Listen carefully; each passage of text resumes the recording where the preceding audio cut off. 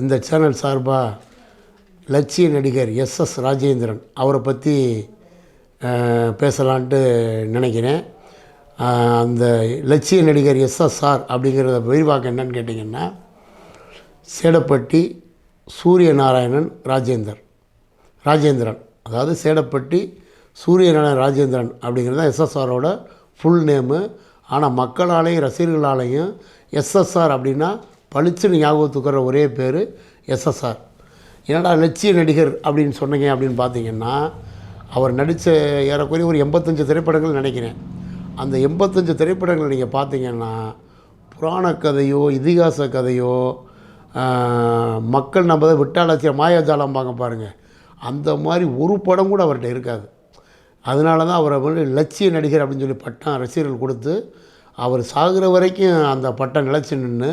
இன்னொன்று அவர்கிட்ட ஒரு என்ன குணம்னு கேட்டிங்கன்னா, அந்த படங்களில் ஒரு கேரக்டர் நீங்கள் பார்த்தா கூட ஒரு லட்சியம் கட்டாயம் இருக்கும். ஏதாவது ஒரு கேரக்டர் அப்படின்னு பார்த்தீங்கன்னா, இல்லை குணச்சித்திர நடிகராக வருவார், வந்தாலும் அது ஒரு லட்சியம் இருக்கும். அதாவது எம்ஜிஆர், சிவாஜி, ஜெமினின் மூவேந்தர்கள் படு பிஸியாக இருந்த அந்த ஒரு திரையுலக காலகட்டத்தில் எஸ்எஸ் ராஜேந்திரன் தனக்குன்னு ஒரு தனி பாணி வகுத்தார். அவர் எப்படி நான் சொல்கிறேன்னு கேட்டிங்கன்னா, உச்சரிப்பு அவரை எப்படி நீங்கள் பார்த்தோன்னு கேட்டிங்கன்னா, நடிகர் திலகத்துக்கு இணையாக உச்சரிக்கக்கூடிய சக்தி அவர்கிட்ட இருந்துச்சு. என்ன அதில் நடிகர் திலகம் பெஸ்ட்டானார்னு கேட்டிங்கன்னா, ஏற்ற இறக்கங்கள் இருக்குது பாருங்கள். அந்த ஏற்ற இறக்கங்கள் கேரக்டர் மாதிரி முகவடிப்பு நடிப்பு திறனில் அவர் மிஞ்சி போனாலும் இவரோட உச்சரிப்பு பாருங்கள், லட்சிய நடிகர் எஸ்எஸ்ஆரோட உச்சரிப்பு கேட்டிங்கன்னா பிரமாதமாக இருக்கும்.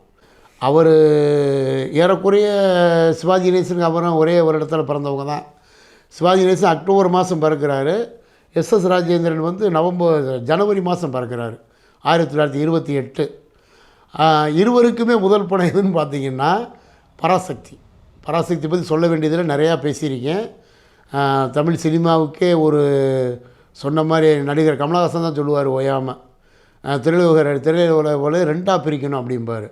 எப்படி பிரிட்டிஷ்கார் ஆட்சி காலத்தில் கிமு கிபி கிறிஸ்து பிறப்பதற்கு முன் கிறிஸ்து பிறப்பதற்கு பின்னுன்னு சொல்கிற மாதிரி நம்ம தமிழ் திரையுலக பிரிக்கணும்னா சிவாஜிக்கு முன் சிவாஜிக்கு பின் அப்படின்னு பிரிக்கணும்னு சொல்லி உலகநாயகன் கமலஹாசனே சொல்லியிருக்காரு. அந்த மாதிரி அந்த பராசக்தி படம் தான் அந்த 2 பேருக்குமே அறிமுகமான படம். உங்களுக்கே தெரியும், எம்ஜிஆரும் சரி, சிவாஜியும் சரி, எஸ்எஸ்ஆரும் சரி, அவங்க வந்து படாத கஷ்டங்கள் கிடையாது, அடையாத துயரங்கள் கிடையாது. அவ்வளோ பாடுபட்டு கஷ்டப்பட்டு நாடகத்தை நடித்து சினிமாவுக்கு வர்றாங்க. 3 பேருமே தனக்குன்னு ஒரு இடத்த பிடிக்கிறாங்க.